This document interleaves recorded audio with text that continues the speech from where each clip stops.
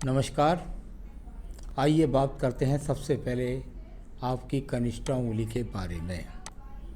आपका पूरे पूरे हाथ में सिर्फ एक ही सवाल है कि मेरी कनिष्ठ उंगली में 4 कट हैं दोनों हाथ में। मेरे हिसाब से आपकी कनिष्ठ उंगली में 4 कट है ही नहीं। जिनको आप ये 4 कट कह रहे हैं, या तो हो सकता है आप यहाँ पे इसमें ही कोई गणित करके 4-4 कट कह रहे हो एक एक पर्व के अंदर।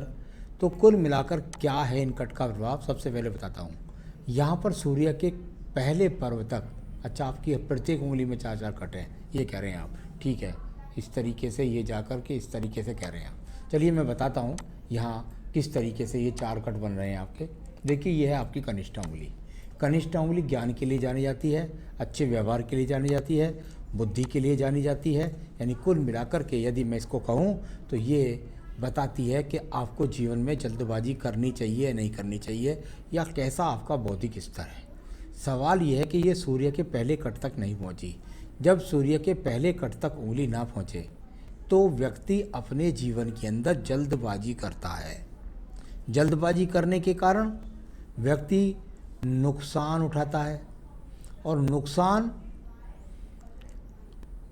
बहुत तेज़ी के साथ एकदम फैसले ले लेता है, सोचता नहीं है आगे के बारे में, पीछे के बारे में, और उसके कारण होता है। तो यहाँ प्रथम पर्व जो मानसिक स्तर है उसमें जल्दबाजी से बचिए। सेकंड पर्व में जब ये कट बन जाए तो इसको कहते हैं व्यावहारिक पर्व। जोश में आकर के जल्दबाजी में अपने निर्णय को गलत लेकर के नुकसान। तो ये जो पर्व हैं दोनों के दोनों, अच्छी बात है कि नीचे आर्थिक पर्व जो है वो कष्ट में नहीं है। यानी कम से कम भले कितनी भी गलतियां कर रहे हैं तो उसके बाद भी धन तब भी आपके पास आ रहा है। अब बात करते हैं आपकी दूसरी उंगली के बारे में। ये दूसरी उंगली सूर्य की उंगली, और इसमें भी अगर एक बन जाए आपका ये चौथा कट तो इसका क्या अर्थ होता है। देखिए, अगर आप डिप्स के द्वारा किसी मरीज को अगर देते होंगे कि भाई उसमें से पानी डिप पर धीरे धीरे धीरे धीरे धीरे किसी मरीज को ग्लूकोज चढ़ता है, ठीक है। एक तो तरीका हुआ ये। दूसरा तरीका क्या हुआ कि जी सीधा सीधा किसी पाइप के द्वारा और वो टंकी के द्वारा पानी में जा रहा है टंकी में, तो वो कैसे जा रहा है, एक लिमिटेड धार में जा रहा है। और तीसरा तरीका ये है कि सीधा बारिश हो रही है और पानी नीचे सीधा सीधा भर रहा है। यहाँ पर जब इस प्रकार की स्थितियाँ 4 हिस्सों में डिवाइड हो जाएं तो यानी कि उसके टावर की ग्रहण शक्ति घट जाती है। ऐसे व्यक्ति को जो मान सम्मान मिलता है, उंगली है मान सम्मान की, मान सम्मान मिलता है। व्यक्ति या घर वालों के बारे में जो निर्णय करता है उसमें उसका निर्णय लेने का जो तरीका होता है वो गलत होता है। कुल मिलाकर के व्यावहारिक पर्व पर ज़्यादा कट है तो थोड़ा सा जल्दबाजी से बचें, आवेश में ना आए, क्रोध में ना आए। इस प्रकार को दिखलाने वाली ये स्थितियाँ बाद में ना पछताएं, इसलिए ध्यान रखें। अब बात करते हैं इसके बाद में आपके यहाँ पर सीधा शनि उंगली के बारे में। शनि की उंगली अच्छे धन के लिए जानी जाती है। शनि की उंगली जानी जाती है यहाँ पर स्वास्थ्य के लिए, और शनि की उंगली मानसिक पद पर छोटा सा कट, और यहाँ भी आपके अनुसार ये 4 डिवाइड में वही ग्रहण शक्ति का कारण। इतने आवेश में हो आने वाला व्यक्ति इतना दयालु भी हो जाए कि सोचे ही ना कि मैं किस व्यक्ति को पैसे दे रहा हूँ, लौट के आएंगे भी या ना आएंगे, ये चीज़ कर ले, या अपने परिवार से कुछ टकराव करके किसी मुकदमे का सामना कर ले, तो उन स्थितियों में धन में किसी ना किसी प्रकार से स्वयं नुकसान अपने कारण आप बन सकते हैं। इसका आपको ध्यान रखना होगा। थोड़ा सा स्वास्थ्य भी ठीक नहीं रहता है। अब बात करते हैं बृहस्पति के पर्व की। बृहस्पति का पर्व, फिर वही वो बात आ गई, यहाँ संतान सुख ठीक है। यहाँ पर ये अपने आप में सेकंड पर्व पर जब ये बने तो इसका मतलब होता है ये पत्नी के साथ है, ये व्यवहारिक चीज़ है पत्नी के लिए, पत्नी के साथ साथ संतान से लिए। यानी कुल मिलाकर बृहस्पति का रोल होता है संतान और पत्नी। यहाँ पर आपको अपने व्यवहार में नियंत्रण रखना होगा, वरना ये लोग भी आपके दुश्मन हो जाएंगे, इनसे भी आपके कटाक्ष संबंध रहेंगे। इसके बाद बात करते हैं बुध पर्वत के बारे में। तो ये चारों उंगलियों में बहाव जो है ना, जो टावर की जो शक्ति ग्रहण शक्ति है वो छन छन कर आ रही है, उसको ध्यानपूर्वक आपको संभाल कर रखना। ये पूरी उम्र के लिए ये बात होगी आपके पास। बुध के पर्वत की बात कर लेते हैं। बुध का पर्वत और देखिए यहाँ पर नहीं मिली कोई भी खड़ी रेखा, यानी कुल मिलाकर जो रेखाएं हैं यहाँ बुध पर्वत से वो सूर्य के पर्वत की तरफ ज़्यादा जा रही हैं। जब वो यहाँ खड़ी हुई रेखा ना मिले तो व्यक्ति के पास धन के जो आगमन होते हैं उनके अंदर रुकावटें पैदा होती हैं। रुकावटों के साथ व्यक्ति को धन मिलता है, साथ ही साथ संतान से सुख सहयोग वाली बात में नहीं है। बुध पर्वत से निकल करके बहुत सारी रेखाओं का बहाव सूर्य पर्व की तरफ है, यानी कि सिर्फ और सिर्फ बहुत ज़्यादा भागदौड़ कह सकते हैं, और दिमाग के अंदर बस एक ही जुनून है, यश प्राप्त करना, उन्नति प्राप्त करना, लोग मुझे जाने, लोग मेरा सम्मान करें, मैं बहुत ऊंचे पद पर पहुंच जाऊं। इस तरह की ज्वाला वाला दिखलाने वाला ये आपका सूर्य पर्वत है। बहुत ट्रैवलिंग है, बहुत यात्राएं हैं, बहुत भागदौड़ है। अब बात करते हैं यहाँ पर सीधा आपके शनि पर्व की। शनि पर्व अच्छी बात यह है कि ये स्टेप वाली, इनको हम बोलते हैं सीढ़ी वाली रेखा है। आप देखेंगे एक व्यक्ति सीढ़ी पर चलता है, तरक्की करता है, फिर रुक जाता है, फिर एक सीढ़ी पर चलता है, फिर विश्राम करता है। तो आपकी स्थिति जो है वो धन की स्थिति आपके जीवन में एक भाव के साथ नहीं चलती है, स्टेप बाय स्टेप चलती है। इस तरह से दिखने वाली, इनको स्टेप रेखा कह दीजिए, इनको ज्वाला रेखा कह दीजिए। तो ये स्टेप रेखा आपके हाथ के अंदर भाग्य रेखा पर इनका ये फल होता है, अभी वर्तमान की स्थिति को दर्शा रही हैं। अब बात करते हैं इसके बाद बृहस्पति पर्व की।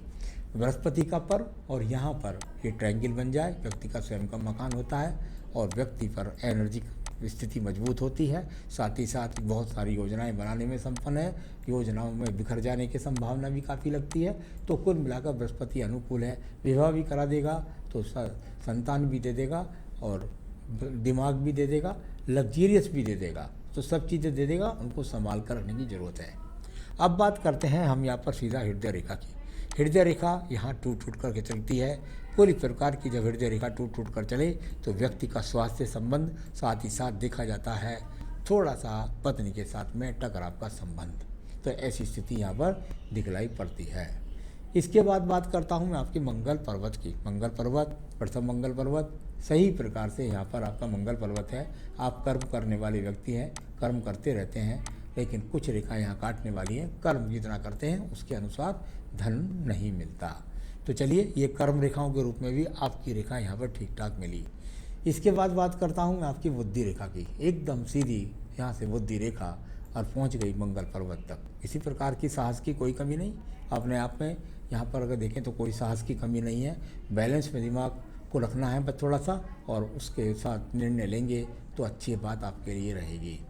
द्वितीय मंगल पर्वत पर यहाँ पर मुझे कोई झगड़े झंझट की रेखाएं नज़र नहीं आई। कुल मिलाकर यहाँ देखता हूँ तो मुझे कोई झगड़े झंझट की रेखा नहीं, वर्तमान में कोई बड़े एक्सीडेंट के योग नहीं।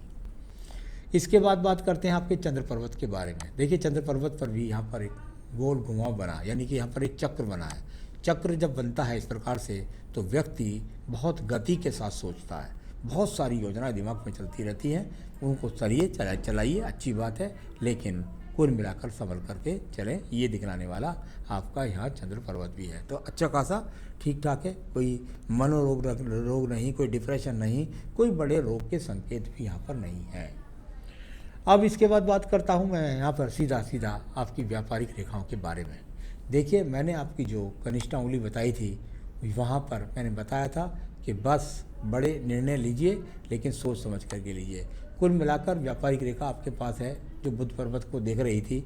यहाँ शुक्र पर्वत पर भी नीचे आयु रेखा पर मछली बनकर आ रही है, और ये रेखाएं भी एनर्जिक रेखाएं हैं जो व्यापार की योजना के लिए सोचती हैं। तो ये कुल मिलाकर एक अच्छा संकेत है कि ज़रा बस आपको हमेशा बचना जो है वो सिर्फ और सिर्फ जल्दबाजी से बचना है। तो ये जीवन का दिखलाने वाली, जल्दबाजी से बचने वाली रेखाओं के रूप में मैंने आपका इसको वर्णन किया। भाग्य रेखा को देखिए, ये भाग्य रेखा यहाँ टूट करके इधर चली गई और यहाँ आपकी उम्र हो गई है 46 वर्ष। तो चलिए, मैंने रख लिया है, दोनों निचोड़ में एक साथ बोल दूंगा हस्तरेखा के साथ साथ। यहाँ भी जीवन में ऐसी बात नहीं है, कहाँ आप कर्म करते हैं, अच्छा खासा धन भी कमा लेते हैं, लेकिन जो आप चाह रहे हैं जिस स्तर का, उस स्तर का धन आपको नहीं मिल रहा है, इससे आप संतुष्ट नहीं हैं थोड़ा सा। तो भाग्य रेखा है, भाग्य रेखा होती है तो व्यक्ति को निरंतर धन मिलते रहते हैं। अब बात करता हूँ मैं आपका सीधा शुक्र पर्व के बारे में। शुक्र पर्व और यहाँ संसाधनों के हिसाब से देखूँ तो यहाँ ठीक ठाक संसाधन है आपके पास में। जो जीवन की सभी आवश्यकताएं व्यक्ति को चाहिए वो भी यहाँ नजर आ रही हैं। संतान रेखाओं को देखता हूँ तो हाथ में संतान रेखा यहाँ पर नहीं चमक रही हैं, इसलिए पत्नी के हाथ से संतान रेखाओं के बारे में ज़्यादा बताया जा सकता है। आयु रेखा देखिए, आपकी आयु रेखा जा गई और ये यहाँ और यहाँ से ये डिवाइडेशन मैंने अधिकतर जो देखा है, इस तरह मछली बनाकर बनता है, ये लगभग 52 वर्ष के आसपास में बन रहा है। या तो यहाँ पर हो सकता है कोई आप बड़ा मकान बनाए, या हो सकता है कि यहाँ पर आप जो है कोई स्थान परिवर्तन का सामना करें या कोई व्यापार परिवर्तन का सामना करें। इस प्रकार से ये आपका बनता है। आयु रेखा कुल मिलाकर आपकी बनती है यहाँ 77-78 वर्ष, तो आयु रेखा भी ठीक है। सारी हाथ की रेखाओं के बारे में, पर्वों के बारे में, सब चीज़ों के बारे में बताया। आपके जीवन में और तरक्की करने के लिए, प्रगति करने के लिए आपको क्या क्या करना है, उसके लिए मैं आपको उपाय बताऊंगा हस्तरेखा के साथ में। तो बस अपना ध्यान रखिए, खुश रहिए, यही मेरी शुभकामनाएं हैं। नमस्कार।